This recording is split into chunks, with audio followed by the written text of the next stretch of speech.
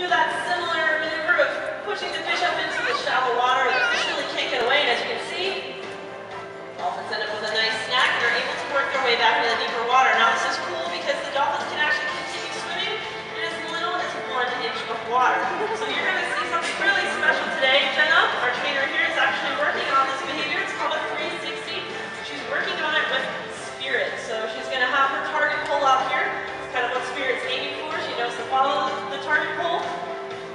And you'll see what happens right here in the center slide out.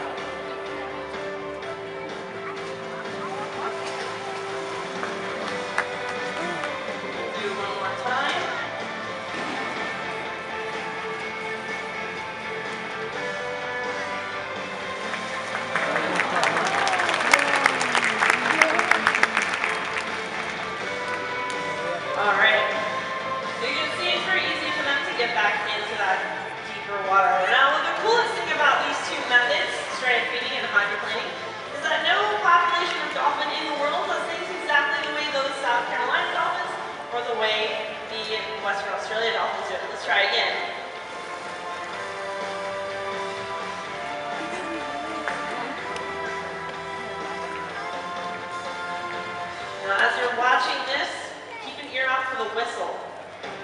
Whistle is what's called a bridge, and it lets the animal know that they were correct.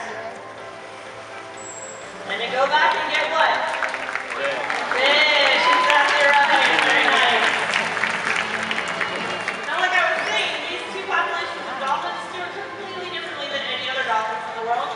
What's really cool is that they'll actually pass these methods down to other generations in their colony or their pod. So just like we have traditions in our family, dolphins do too, which is pretty cool. Now, we all know that dolphins do live in large family groups called colonies, and like in any large family, you need to be able to communicate, especially when working together to hunt. So dolphins have a few different methods of communication. One, they can vocalize. Actually using their blowhole, they're able to create a lot of different sounds, squeaks, clicks, squawks, all things that can be heard underwater. And then they can also use parts of their body. They can use their fins to slap the surface of the water, making a smacking sound, or they can jump clear out of the water, making a huge splash that can be heard quite a ways away, especially because sound travels faster and farther through the water. So let's take a look at some dolphin noise making.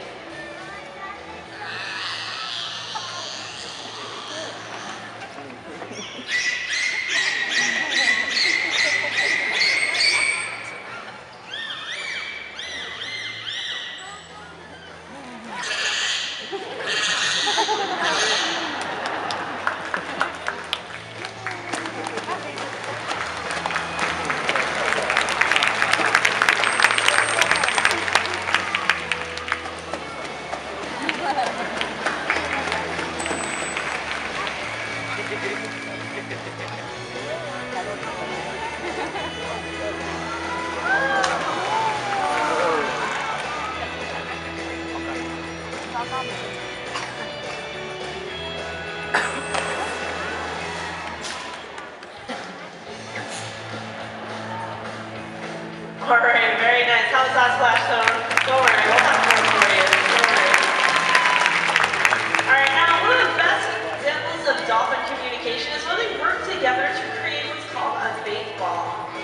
See up there on the screen. So what happens is the dolphins will swim underneath a large group of fish schooling off the coast, and they'll actually release air bubbles out of that big school of fish. Now that doesn't really sound scary to you or me, but to a fish, probably pretty terrifying. So the fish will actually condense into a large ball and try to confuse that predator, make it so they can't pick out 1 or 2 fish. But really all it does is make a big buffet for the dolphins. They're able to use that incredible speed, swim through the bait ball, and snag up as many fish as they can. Now unfortunately I don't have a big school of fish for you to see that with today, but if you turn your attention to the windows and then up towards the screens, our dolphins are going to show you some bubble blowing.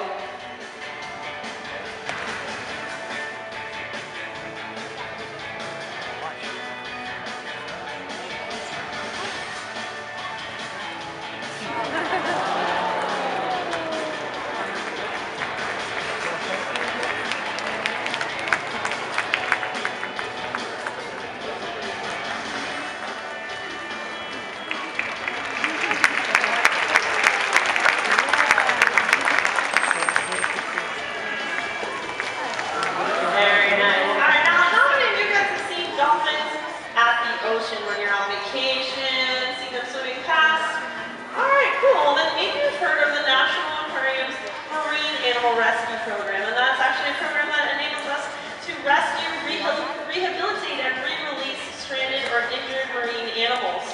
Now, what you may not know is that we actually work with other facilities around the country, like the Moat Marine Lab down in Sarasota, Florida, where we're learning a lot about the dolphins in those waters and the problems they face. One of the biggest problems is something called entanglement. As you can see, the dolphins learn to follow fishing vessels, unfortunately because they get handouts from fishermen, which is, by the way, illegal.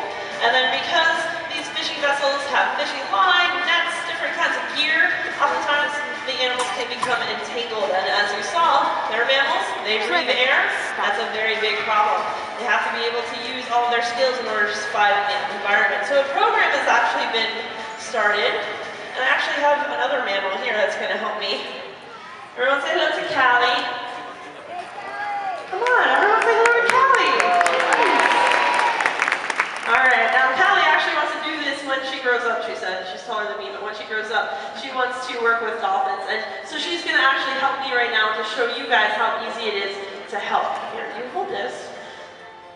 And this tub here, big crazy looking periscope thing, is actually a container that you can get rid of any unwanted fishing line, nets, rusty hooks that you don't want, or maybe that you just found on your walk. So Callie's going to show us just what it is we do here. Really easy. Everyone say thank you, Callie. Very easy. And what's really great about this program is that this all will get turned into something that can be used again, which is really great. I know Callie's pretty excited about that. I know you all are excited about that. And so thank you, since you know how to help our dolphins. Our dolphins are going to show off for you. So one more time, here's Nani, Jade, and